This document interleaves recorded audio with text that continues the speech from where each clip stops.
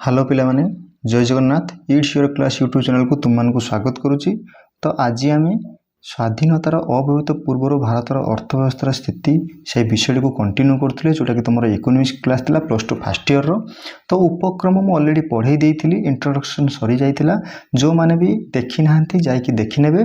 तो आज आम तार विषय वस्तु को पढ़ा जोटा कि स्वाधीनतार अव्यवहित पूर्वर भारतीय अर्थव्यवस्थार स्थिति गुड़िक देखा कौन स्थिति गुड़िक सब थिला क्यों क्यों सेक्टर स्थिति गुड़िक कौन कौन थिला।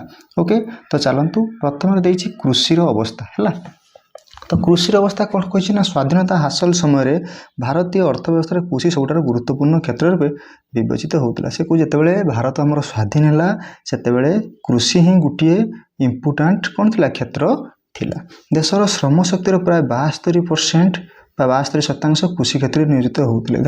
देख जी श्रम शक्ति आमर थिला माने श्रम शक्ति माने जे माने काम करुले है जी लोक से 72% 100% रु 72% तुम श्रमशक्ति कौन लगुला ना कृषि।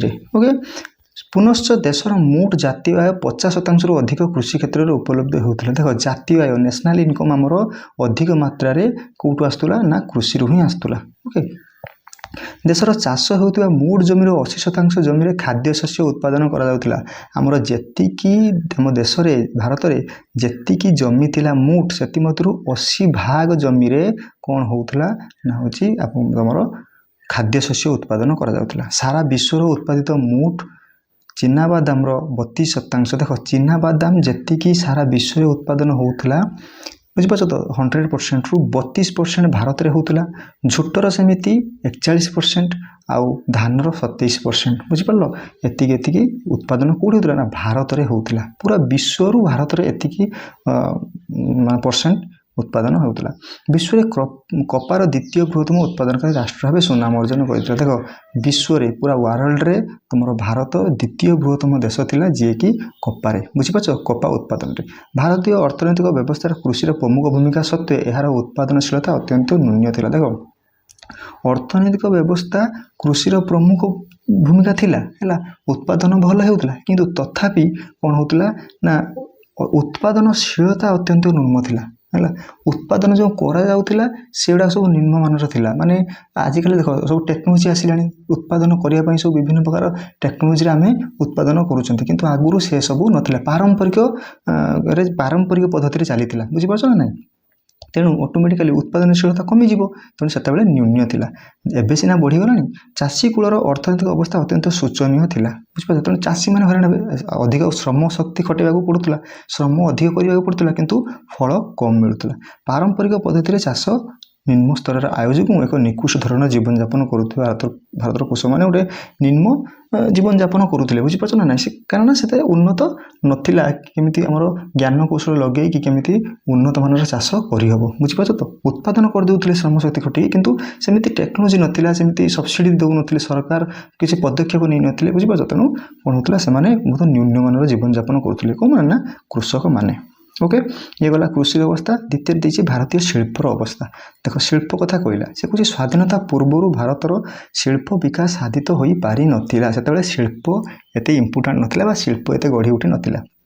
ब्रिटिश शासन काल में वाणिज्य नीति भारत ब्रिटेन को कंचामाल रप्तानी और ब्रिटेन रु भारत को विभिन्न विनिद्रव्य आमदानी को उत्साहित करुवा जो भारतीय हस्तशिल्पी प्राय ध्वंस पाइला बुझीपार ना नहीं। तो से कहूँ जो ब्रिटिशर माने कौन कले ना भारत रु कंचामाल देश को नहीं गले तांकर शिल्प रे कौन कले ना तांकर जो इंडस्ट्री थिला से इंडस्ट्री भल भल सब जिनस तैयारी करिकी है तो आम देश आनिकी बिक्री करे बुझीपार तो ना विनिमित द्रव्य मो देश को आमदानी कले बुझीपार ना नहीं।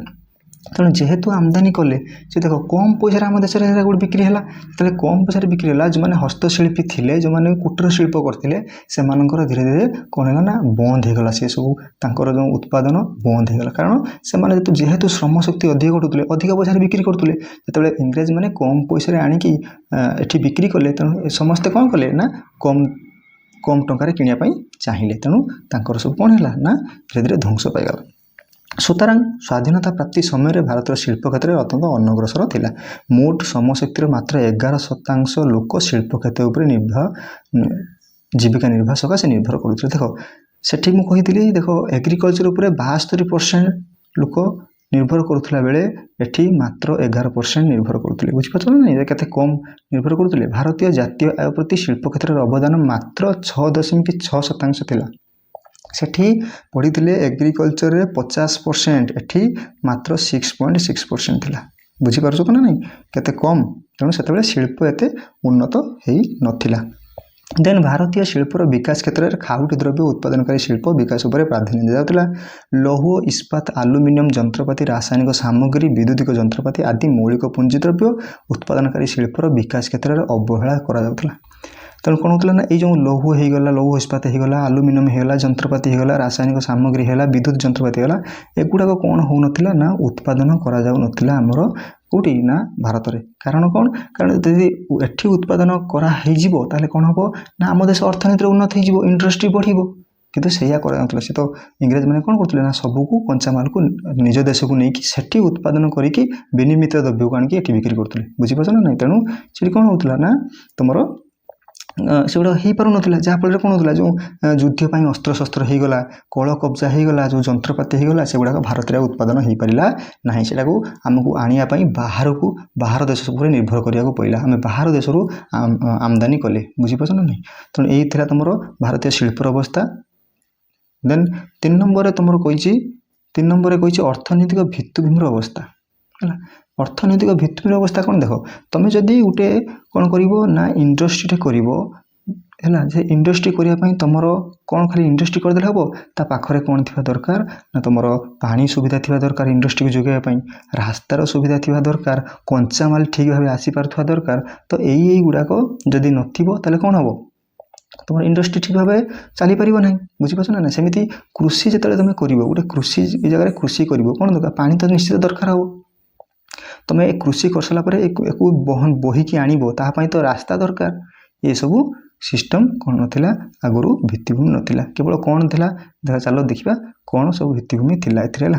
ସେ କହୁଛି ସ୍ୱାଧୀନତା ପ୍ରାପ୍ତି ସମୟରେ ଜଳସେଚନ କ୍ଷେତ୍ରରେ ସୁସଂଗଠିତ କେତେକ କେନାଲ ବିସ୍ତାର ଛଡ଼ା ଭାରତରେ ଅନ୍ୟ କୌଣସି ଅର୍ଥନୈତିକ ଭିତ୍ତିଭୂମିର ବିକାଶ ହୋଇନଥିଲା। କେବଳ କେନାଲ ଛଡ଼ା ଅଲଗା କିଛି ନଥିଲା। ଯୋଗାଯୋଗ ବ୍ୟବସ୍ଥା ଅତ୍ୟନ୍ତ ପ୍ରାଚୀନ ଥିଲା। ସେ ଯୋଗାଯୋଗ ବ୍ୟବସ୍ଥା ପାଇଁ କ'ଣ ପାଇଁ ଲାଗିଥିଲା ଦେଖ, ବିଦ୍ୟୁତ ଶକ୍ତି ଖୁବ୍ କମ୍ ପରିମାଣରେ ଉତ୍ପାଦନ ହେଉଥିଲା। ଦେଶର ବିଭିନ୍ନ ସ୍ଥାନକୁ ରେଳ ମାର୍ଗ କେବଳ ବନ୍ଦର ସହିତ ସଂଯୋଗ ହୋଇଥିଲା। କେବଳ ବନ୍ଦରକୁ ବନ୍ଦର କ'ଣ ରେଳ ମାର୍ଗ ଗୁଡ଼ା ସଂଯୋଗ ହୋଇଥିଲା। କାରଣ ଇଂରେଜମାନେ କ'ଣ କରିବେ ନା ସୁବିଧାରେ ଆମଦାନୀ ରପ୍ତାନି କରିପାରିବା ପାଇଁ। ବୁଝିପାରୁଛ ତ କେମିତି ସେ ସବୁ ପୁରା କବ୍ଜା କରି ରଖିଥିଲେ। ଏହା କେବଳ ଶିଳ୍ପ ନିର୍ମିତ ଦ୍ରବ୍ୟ ଏବଂ କଞ୍ଚାମାଲ ପରିବହନ କ୍ଷେତ୍ରରେ ଉପଯୋଗ ହେଉଥିଲା। ବୁଝିପାରୁଛ ତ ଏଇ ଯେଉଁ ଯୋଗାଯୋଗ ଥିଲା ସେଇଟା ଲୋକମାନଙ୍କ ପାଇଁ ନୁହେଁ, କେବଳ ତାଙ୍କର କଞ୍ଚାମାଲ କେମିତି ନେବେ, କେମିତି ବିନିମିତ ଦ୍ରବ୍ୟ ଆଣିକି ଏଠି ବିକ୍ରି କରିବେ, ସେଇ ଯେଉଁ ଆମଦାନୀ ରପ୍ତାନି ଚାଲିଲା ସେଇଥିପାଇଁ କେବଳ ସେମାନେ ରେଳ ଫେଳ କରିଦେଇକି ସବୁ ଚାଲି ଯାଇଛନ୍ତି। ବୁଝିପାରୁଛ ନା। ସେତେବେଳେ ସେଥିପାଇଁ କରିଥିଲେ। ବୁଝିପାରୁଛ। ସେ କହୁଛି ଶିଳ୍ପ ନିର୍ମିତ ଦ୍ରବ୍ୟ ଉତ୍ପାଦନ କରାଯାଉନା ବିଦେଶରୁ ଆମଦାନୀ ନିମନ୍ତେ ଭାରତୀୟ ରେଳ ବ୍ୟବସ୍ଥାକୁ ବ୍ୟବହାର କରାଯାଉଥିଲା। ବୁଝିପାରୁଛ ତ ସେଇ ଆମଦାନୀ ଫାମଦାନୀ ପାଇଁ ବ୍ୟବହାର କରାଯାଉଥିଲା। ଭିତ୍ତିଭୂମିର ଅଭାବ ସ୍ୱାଧୀନତା ସମୟରେ ଭାରତୀୟ ଶିଳ୍ପର ମନ୍ତ୍ର ତଥା ଅସମତ ଅଭିବୃଦ୍ଧିର ମୁଖ୍ୟ କାରଣ ବୋଲି କୁହାଯାଇପାରେ। ସେ କହୁଛି ଯେହେତୁ ଭିତ୍ତିଭୂମି ନଥିଲା ତେଣୁ ସ୍ୱାଧୀନତା ସମୟରେ ଯେଉଁ ଭାରତ ଆମର ସ୍ୱାଧୀନ ହେଲା ସେଥିରେ ଶିଳ୍ପର କ'ଣ ହେଲା ନା ମନ୍ଥର ଆଉ ଅସମତୁଲ ଅଭିବୃଦ୍ଧି ଦେଖାଗଲା। ବୁଝିପାରୁଛ ନା। ସେଇଟା ହେଉଛି ତା'ର କାରଣ। ବୁଝିପାରୁଛ। ଦେନ୍ କହିଲା ସ୍ୱଳ୍ପ ମୁଣ୍ଡ ପିଛା ଆୟ। ବୁଝିପାରୁଛ ନା ସବୁ। ଦେଖ ସ୍ୱଳ୍ପ ଯଦି ନ ବୁଝିପାରିବ କମେଣ୍ଟ ସେକ୍ସନ୍ରେ ମୋତେ ଜଣାଇବ, ମୁଁ ତୁମକୁ ଭଲ ଭାବରେ କହିବି ହେଲା। ଦେନ୍ ଦେଖ 4 ନମ୍ବର ପଏଣ୍ଟ କହିଲା ସ୍ୱଳ୍ପ ମୁଣ୍ଡ ପିଛା ଆୟ ହେଲା। ମୁଣ୍ଡ ପିଛା ଆୟ କମ୍ ଥିଲା। ବୁଝିପାରୁଛ। ଦେଖ ଏବେ ମୁଣ୍ଡ ପିଛା ଆୟ ତୁମେ 2025 ଯଦି ହିସାବ କରିବା ପାଖାପାଖି ମୁଣ୍ଡ ପିଛା ଆୟ 2.4 ଲାଖରୁ 2.5 ଲାଖ 2.5 ଲାଖ ହେଲା। ବୁଝିପାରୁଛ ତ। କିନ୍ତୁ ଆଗରୁ କେତେ ଦେଖ ପଢ଼ିବା ସ୍ୱଳ୍ପ ମୁଣ୍ଡ ପିଛା ଆୟ କେତେ ଥିଲା। ପ୍ରତ୍ୟେକ ବ୍ୟକ୍ତି ଏକ ବର୍ଷରେ ହାରାହାରି ଯେତିକି ଆୟ କରନ୍ତି ତାହାକୁ ବାର୍ଷିକ ମୁଣ୍ଡ ପିଛା ଆୟ କୁହାଯାଏ। ବୁଝିପାରୁଛ। ସେ କହୁଛି 1950-51 ମସିହାରେ ଭାରତର ମୁଣ୍ଡ ପିଛା ଆୟ ଦେଖ 50-51ରେ ମୁଣ୍ଡ ପିଛା ଆୟ 238 ଟଙ୍କା, ମାତ୍ର 238 ଟଙ୍କା ଥିଲା। ଅର୍ଥାତ୍ ଜଣେ ବ୍ୟକ୍ତିର ହାରାହାରି ମାସିକ ଆୟ ମାତ୍ର 20 ଟଙ୍କାରୁ କମ୍, ଆଉ ଦୈନିକ ହାରାହାରି 67 ପଇସା। ବୁଝିପାରୁଛ। ଦେଖ କେତେ କମ୍ ଜାଣିପାରୁଛ ତ, 67 ପଇସା ମାତ୍ର। ସ୍ୱଳ୍ପ ମୁଣ୍ଡ ପିଛା ଆୟ ସ୍ୱାଧୀନତା ସମୟରେ ଭାରତର ଅର୍ଥନୈତିକ ସ୍ୱଳ୍ପ ବିକଶିତ ଅବସ୍ଥାର ସୂଚନା ଦିଏ। ବୁଝିପାରୁଛ। ତେଣୁ କ'ଣ ହେଲା ନା ଯେତେ ତୁମର ମୁଣ୍ଡ ପିଛା ଆୟ ବଢ଼ିବ ସେତେ ତୁମର ଦେଶର ଜାତୀୟ ଆୟ ବଢ଼ିବ। ବୁଝିପାରୁଛ। ତେଣୁ ଅର୍ଥନୈତିକ ଅବସ୍ଥା ଉନ୍ନତ ହେବ। ଯଦି ମୁଣ୍ଡ ପିଛା ଆୟ କମ୍ ହେବ ତେଣୁ ଦେଶ ସେତେ କ'ଣ ହେବ ନା ଗରିବ ହେବ, ବିକଶିତ ହୋଇପାରିବ ନାହିଁ। ବୁଝିପାରୁଛ। ଦେନ୍ 5 ନମ୍ବର ପଏଣ୍ଟ କହିଲା ଉତ୍କଟ ଦାରିଦ୍ର୍ୟ ଏବଂ ଜୀବନ ଧାରଣର ମାନ ନ୍ୟୁନ ହେଲା ଦାରିଦ୍ର୍ୟ ଦେଖାଯାଉଥିଲା ଆଉ ଜୀବନ ଧାରଣ ମାନ ବହୁତ ନ୍यून थिला। देख पढ़ा 5 नंबर पॉइंट से कौन स्वाधीनता समय भारतर मुंड पिछा आय स्वल्प हो जनसंख्यार विशाल भाग उत्कुट दारिद्र्य कालातीपात करुला। मुंड पिछा आय कम थी मुझे जस्ट तुमको कहीकि आसिली जे मुंड पिछा आय जब कम हम ताले कौन हम देश दारिद्र्य को जीव धीरे धीरे तलू को जीव ऊपर को बढ़ी पार ना से कौन होता ना दारिद्र्य देखा जाता स्वल्प तथा अति निम्नमानर खाद्य देख तुम जो दारिद्र्य हम ऑटोमेटिक तुम खाद्य वस्त्र बासगृह ये सब निम्नमानर हम अभाव देखा देव। देख शिक्षा स्वास्थ्य ये सब सेवार कौन है न्यून जीवन यापन मान निर्देशन भाव व्यापक थिला बुझे तेणु कमिला है। नेक्स्ट कहला 6 नंबर पॉइंट कौच अभिवृद्धिर स्थाणुता है। अभिवृद्धि माने जो बढ़िबार स्थाणुता माने रही बढ़ी न पारिबा बुझिपार तो। चलो 6 नंबर पॉइंट देखिदेबा टिके से कौच वार्षिक हाराहारी मुंड पिछा आयर अभिवृद्धि हार मंतर हो स्वाधीनता प्राप्ति समय भारतीय अर्थनीतिर अभिवृद्धि स्थाणु अवस्था उपनीत होता। मुझे कहली जदि तुम कौन हम ना मुंड पिछा आय न बढ़ तेना कौन हम ताने तुम अर्थनीति कमिब है। 1860 मसीह 1890 मसीहा मध्य वार्षिक हाराहारी मुंड पिछा आय अभिवृद्धि 0.64% होता बेले 1920 मसीह 1940 मसीहा मध्य ताहा 0.16 को एवं 1940 रु 1950 मध्य -0.13 को ह्रास पाइला। देख धीरे धीरे धीरे कमिला। देख 1860 रु 90 मध्य 0.64% तुम अभिवृद्धि होता जो 1920 रु 40 मध्य देख कमिगला 0.1 सब कमिगला। तापर 1940 मसीह रु 1950 मसीहा मध्य कौन है ना माइनस को पलि आसला -0.13 को पलि आसला। अर्थव्यवस्था अभिवृद्धिहीनता मुख्य कारण थिला कृषि उत्पादन अभिवृद्धि हार मंत्रता।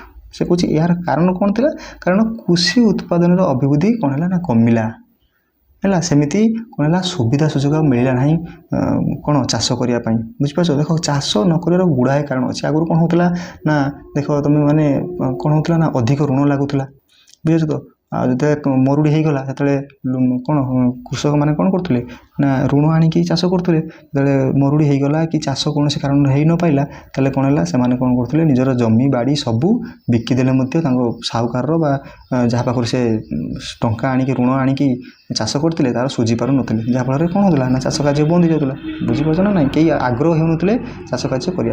देख 1883-84 रु 1945-46 दीर्घ 62 वर्ष मध्य कृषि उत्पादन मात्र 10% अभिवृद्धि होता बुझे तो। से कौच जो 1883-84 रु 1945-46 मध्य जो 62 वर्ष धरिकी मात्र 10% वृद्धि है। यही समय मध्य मुंड पिछा खाद्य शस्यर उत्पादन 32% ह्रास पाइला बुझे तो। जो मुंड पिछा जो जनक पिछा जी खाद्य उत्पादन हुए ता 32% कमिगला। अभिवृद्धिहीनता कृषि देशर दारिद्र्य तथा अनग्रसरता मुख्य कारण थिला। कौन पाई अभिवृद्धिहीन है ना जो अभिवृद्धि जो कृषि ठीक से हो पाइला नहीं देशर दारिद्र्य देखा अनग्रसर यार मुख्य कारण सब थिला। नियमित दुर्भिक्ष कृषक मानकर अत्यधिक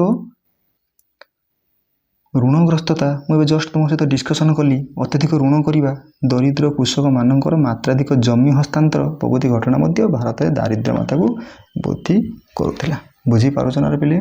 तो देख मझे मझे देख कौन होता ना जो इंग्रेज मैंने आसुले इंग्रेज मैंने थे से इंग्रेज मैंने कौन करते ना तुम हूँ कौन ना जो स्थायी बंदोबस्त हो गला तुम महालुआरी तुम राउतवारी ये सब प्रथा प्रचलन करदे कृषि क्षेत्र में बुझीपार ना से भी दरिद्र देखा दूसरा।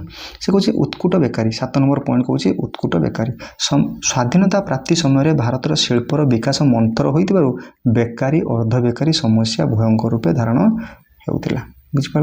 तेणु बेकारी देखा शिल्प ना तो चाकरी ना तो बेकारी देखादेव बेकारी देखा दूसरा कि उत्कुट बेकारी देखा दूसरा बुझीपार ना अत्यधिक मात्रा बेकारी बुझीपार। देन तुम 8 नंबर कौन ना गणनिरक्षता ये सब कौन ना तुम कौन ना स्थिति है स्वाधीनता समय कौन स्थिति थिला अर्थनीतिर से गुड़ा पॉइंट गुड़ा आम डिस्कसन कर। देख 8 नंबर पॉइंट स्वाधीनता प्राप्ति समय 10 वर्ष कम शिशु को बाद देला जनसंख्यार मात्र 17% साक्षर थिले मात्र 17% पाठ पढ़ी है। ग्रामांचल तथा नारी मान क्षेत्र में साक्षरता आहरी कम थिला ବୁଝିପାରୁଛ ତ ଯେଉଁମାନେ ଗ୍ରାମରେ ରହୁଥିଲେ ଆଉ ନାରୀମାନେ ସେମାନେ ତ ଜାଣିଛ ଆଗରୁ ଏତେ ପାଠ ପଢ଼ୁନଥିଲେ ନାରୀମାନେ ଆଉ ଗ୍ରାମାଞ୍ଚଳ ଲୋକମାନେ ବି ଏତେ ପାଠ ପଢ଼ୁନଥିଲେ ଝିଅ ପିଲାମାନଙ୍କୁ ପଢ଼ିବାକୁ ଛାଡ଼ୁନଥିଲେ ସୁତରାଂ ସ୍ୱାଧୀନତା ପ୍ରାପ୍ତି କାଳରେ ଭାରତରେ ନିରକ୍ଷରତା ଏକ ବିରାଟ ସମସ୍ୟା ଥିଲା। ଦେନ୍ ଆସିଲା ତୁମର 9 ନମ୍ବର ପଏଣ୍ଟ ଉଚ୍ଚ ଜନ୍ମହାର ଓ ଉଚ୍ଚ ମୃତ୍ୟୁହାର। 9 ନମ୍ବର ପଏଣ୍ଟରେ କହିଲା ଦେଖ ଉଚ୍ଚ ଜନ୍ମହାର ମାନେ ସେତେବେଳେ ଉଚ୍ଚ ଜନ୍ମହାର ବାର୍ଥ ରେଟ୍ ଆଉ ଉଚ୍ଚ ତୁମର ମୃତ୍ୟୁହାର ହେଉଛି କ'ଣ ନା ଅତ୍ୟଧିକ ମାତ୍ରାରେ ଡେଥ୍ ରେଟ୍ ହେବା। ମାନେ ତା ମାନେ କହୁଛି ଜନ୍ମ ଯେଉଁ ରଙ୍ଗ ହେଉଥିଲେ ସେମିତି ମରୁଥିଲେ, ଯେମିତି ଜନ୍ମ ସେମିତି ମୃତ୍ୟୁ ହେଉଥିଲା। ବ୍ରିଟିଶ ଶାସନ କାଳରେ ଭାରତର ଜନ୍ମହାର ଅତ୍ୟନ୍ତ ଅଧିକ ଥିଲା, ଅତ୍ୟଧିକ ମାତ୍ରାରେ ଜନ୍ମ ହେଉଥିଲେ। 1931 ମସିହାରୁ 1941 ମସିହା ମଧ୍ୟରେ ଜନ୍ମହାର 45.2 ଏବଂ ମୃତ୍ୟୁହାର 31 ଥିଲା। ସୁତରାଂ ସ୍ୱାଧୀନତାର ଅବ୍ୟବହିତ ପୂର୍ବରୁ ଭାରତର ଜନସଂଖ୍ୟା ବୃଦ୍ଧି ହାର ଅତ୍ୟଧିକ ଥିଲା। ଭାରତର ଦ୍ରୁତ ଅର୍ଥନୈତିକ ବିକାଶ ପଥରେ ଦ୍ରୁତ ଜନସଂଖ୍ୟା ବୃଦ୍ଧି ପ୍ରତିବନ୍ଧକ ରୂପେ ଦଣ୍ଡାୟମାନ ହେଉଥିଲା। ଦେଖ ଅର୍ଥନୀତି ଏମିତି ଅର୍ଥନୀତି ଆମର ବିକାଶ ସେତେବେଳେ ହୋଇନଥିଲା, ତଥାପି ଦେଖ କ'ଣ ହେଉଥିଲା ନା ଜନ୍ମହାର ବଢ଼ି ଚାଲିଥିଲା, ଲୋକ ସଂଖ୍ୟା ବଢ଼ି ଚାଲିଥିଲା, ଖାଦ୍ୟର ଅଭାବ ଦେଖା ଦେଉଥିଲା, ବୁଝିପାରୁଛ ନା ନାହିଁ, ଯାହାଫଳରେ ବେକାରୀ ତୁମର କ'ଣ ନା ଦାରିଦ୍ର୍ୟ ଏସବୁ ଅତ୍ୟଧିକ ମାତ୍ରାରେ ଦେଖାଯାଉଥିଲା। ଦେଖ ସେତେବେଳେ ଜନ୍ମହାର ଥିଲା ଦେଖ 45.2, ମୃତ୍ୟୁହାର ଥିଲା 31 ଥିଲା, ବୁଝିପାରୁଛ ତ। କିନ୍ତୁ 2025ରେ ଦେଖିବା ବର୍ତ୍ତମାନ ହେଲା ବହୁତ ସରକାର କ'ଣ କଲେଣି ନା ତା ପାଇଁ ପଦକ୍ଷେପ ନେଲେଣି। ବର୍ତ୍ତମାନ ଦେଖ ବାର୍ଥ ରେଟ୍ ତୁମର ପାଖାପାଖି କେତେ ନା 17.55 ଅଛି ଆଉ ଡେଥ୍ ରେଟ୍ ତୁମର ଅଛି କେତେ ନା 7.53 ପାଖାପାଖି ଆପ୍ରୋକ୍ସିମେଟଲି ହେଲା। ଆପ୍ରୋକ୍ସିମେଟଲି ଆମର ବାର୍ଥ ରେଟ୍ 17.55 ଆଉ ତୁମର ଡେଥ୍ ରେଟ୍ ହେଉଛି 7.53 ବୁଝିପାରୁଛ ବର୍ତ୍ତମାନ ଅଛି 2025ରେ। ଦେଖ କେତେ କମିଛି ହେଲା, ଦେଖ କେତେ କମିଛି। ଏଠି 31 ମରୁଥିଲା ବେଳେ ଏଠି 7 ଜଣ ମାତ୍ର ମରୁଛନ୍ତି, ବୁଝିପାରୁଛ ତ। ଏବେ ଦେଖ ବୁଝିପାରିଲ କି ନାହିଁ। ତେଣୁ 10 ନମ୍ବର ପଏଣ୍ଟ ଦେଖିବା। 10 ନମ୍ବର ପଏଣ୍ଟ ତୁମର ଅଛି ସ୍ୱଳ୍ପ ମାତ୍ରାରେ ସହରୀକରଣ। ମାନେ ଏତେ ସହରୀକରଣ ସେତେବେଳେ ହୋଇନଥିଲା। ସ୍ୱାଧୀନତାର ଅବ୍ୟବହିତ ପୂର୍ବରୁ ଭାରତର ମୁଖ୍ୟତଃ ଏକ ଗ୍ରାମବହୁଳ ରାଷ୍ଟ୍ର ଭାବେ ବିବେଚିତ ହେଉଥିଲା। ମୋଟ ଜନସଂଖ୍ୟା ପ୍ରାୟ 85.8% ଲୋକ ଗ୍ରାମରେ ରହୁଥିଲେ ଆଉ 14.2% ଲୋକ ସହରାଞ୍ଚଳରେ ବାସ କରୁଥିଲେ ହେଲା। ସୁତରାଂ ଦେଶର ସହରୀକରଣର ମାତ୍ରା ଅତ୍ୟନ୍ତ ନ୍ୟୁନ ଥିଲା, ସେତେବେଳେ ଏତେ ସହରୀକରଣ ହୋଇନଥିଲା। 11 ନମ୍ବର ପଏଣ୍ଟ କହୁଛି ଅର୍ଦ୍ଧ ସାମନ୍ତତନ୍ତ୍ର ଅର୍ଥନୈତିକ ବ୍ୟବସ୍ଥା ହେଲା।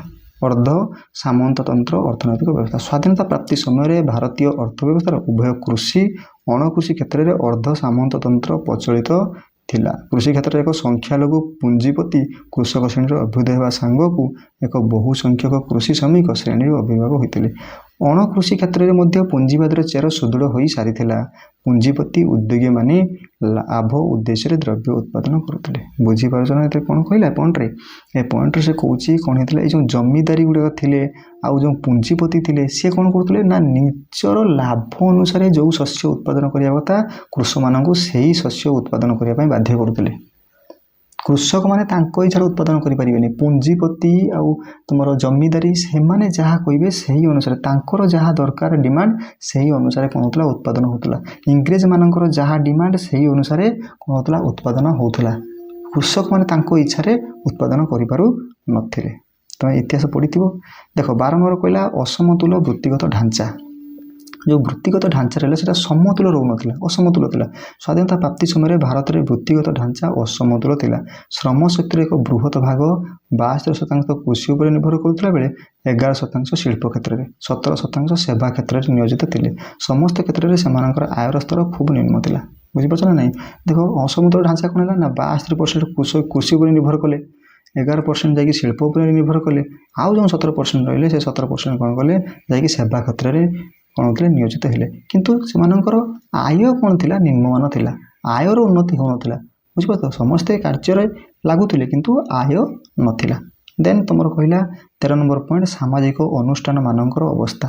ସାମାଜିକ ଅନୁଷ୍ଠାନର ଅବସ୍ଥା କ'ଣ ଥିଲା ଦେଖ। ସ୍ୱାଧୀନତାର ଅବ୍ୟବହିତ ପୂର୍ବରୁ ଭାରତବର୍ଷର ପୁରାତନ ସାମାଜିକ ଅନୁଷ୍ଠାନ ଯଥା ଆତ୍ମନିର୍ଭରଶୀଳ ଗ୍ରାମ୍ୟ ଅର୍ଥ ବ୍ୟବସ୍ଥା, କୋଠ ଜାତିପ୍ରଥା, ଯୌଥ ପରିବାର ବ୍ୟବସ୍ଥା ପ୍ରାୟ ନିସ୍ତେଜ ହୋଇ ଆସୁଥିଲା। ସାମାଜିକ ଅନୁଷ୍ଠାନ ଗୁଡ଼ିକରେ ପରିବର୍ତ୍ତନର ବାତାବରଣ ସୃଷ୍ଟି ହେଉଥିଲା। ଦେଖ ସାମାଜିକ ଯେଉଁ ଅନୁଷ୍ଠାନ ଥିଲା ସେଥିରେ କ'ଣ ଥିଲା, ଯେଉଁ ଅର୍ଥ ବ୍ୟବସ୍ଥା ଥିଲା, ଜାତି ପ୍ରଥା ସବୁ ଥିଲା ଆଉ ଯୌଥ ପରିବାର ଯେଉଁ ବ୍ୟବସ୍ଥା ଥିଲା ସେସବୁ ସବୁ ନିସ୍ତେଜ ହୋଇ ଆସୁଥିଲା। ଯାହାଫଳରେ କ'ଣ ହେଲା ନା ଗୋଟେ ପରିବର୍ତ୍ତନର ବାତାବରଣ ଦେଖା ଦେଉଥିଲା ହେଲା। ଧୀରେ ଧୀରେ ପରିବର୍ତ୍ତନ ହେଇ ହେଇ ହେଇ ଆସୁଥିଲା। ଦେନ୍ ତୁମର 14 ନମ୍ବର ପଏଣ୍ଟ କହୁଛି ଏକ ନିର୍ଭରଶୀଳ ଅର୍ଥ ବ୍ୟବସ୍ଥା है एक निर्भरशील अवस्था व्यवस्था देख तुम 2टा पॉइंट देती गोटे क आउ गोटे ख ना 3टा पॉइंट देती गोटे क आउ ख आउ गोटे ग है डिटेल्स पढ़ा से कौन स्वाधीनता समय भारतवर्ष विश्वर अन्य देश मानक निर्भरशील थिबारु निम्नलिखित वैशिष्ट्य गुड़िक स्पष्ट प्रतिमान हुए देख कौन कौन अच्छी अन्य पर निर्भर थिला से कथा कहूँ आम निर्भरशील थे कौन अन्य देश उपर है से कहूँ भारतर वैदेशिक वाणिज्य गठन दिग भारतर रप्तानी कृषि उपर आधारित थिला रप्तानी कृषि उपर आधारित माने आम जहाँ कौन करते ना रप्तानी करुले बाहर देश को पठाऊले से सब कृषि उत्पादित द्रव्य थिला कृषि जात द्रव्य यथा झोट होगला कपा होगला तैलबीज होगला खाद्य शस्य होगला चमड़ा धुआपत्र सुना आउ द्रव्य विदेश को रप्तानी करा सेहीपरि कार्पास वस्त्र चीनी शिल्प उत्पादित खाउटी द्रव्य ये सब कौन करता आमदानी करा पुनश स्वाधीनता समय भारतर आमदानी और रप्तानी प्रमुख अंश इंग्लैंड सह समाहित थिला बुझिपार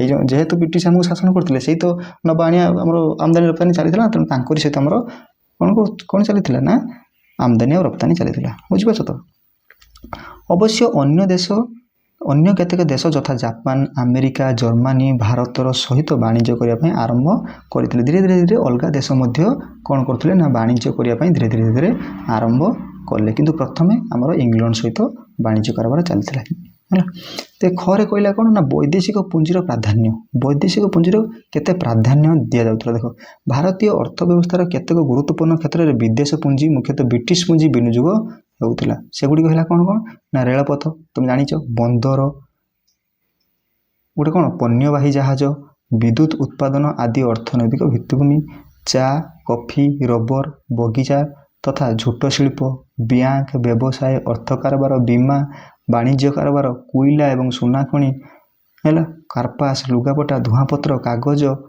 मुद्रण शिल्प जंत्रपाति तैयारी कारखाना एवं निर्माण शिल्प बुझे यही सब कौन है वैदेशिक पुंजी आमर प्राधान्य थिला कौटी ना भारत में देन कहला गरे ना पुंजी द्रव्य सकाशे निर्भरशीलता है जो पुंजी द्रव्य थिला तापाई कौन कौन सब निर्भरशीलता थिला देख स्वाधीनतार अव्यवहित पूर्व अर्थव्यवस्था अत्यंत अनग्रसर होइतबारु भारतवर्ष जंत्रपाति कल कब्जा पुंजी द्रव्य तथा देश रक्षा निमित्त आवश्यक सरंजाम आदि सकाशे विश्वर अन्य देश उपर संपूर्ण निर्भरशील थिला बुझीपाल कि नहीं तो यही सब पॉइंट गुड़ा थिला देन 15 नंबर लास्ट पॉइंट आमर 15 नंबर पॉइंट कौन कहूँ देश विभाजन जनित समस्या है देश विभाजन आमर है इंडिया पाकिस्तान है बांग्लादेश अलग है तो यही सब प्रोब्लेम आहरी सी गोटे स्थिति थिला तो पढ़ा स्वाधीनता समय भारत दुई भाग हो गला यथा कौन भारतीय राष्ट्र संघ और पाकिस्तान रे विभाजित होगा जो भारतीय अर्थव्यवस्थार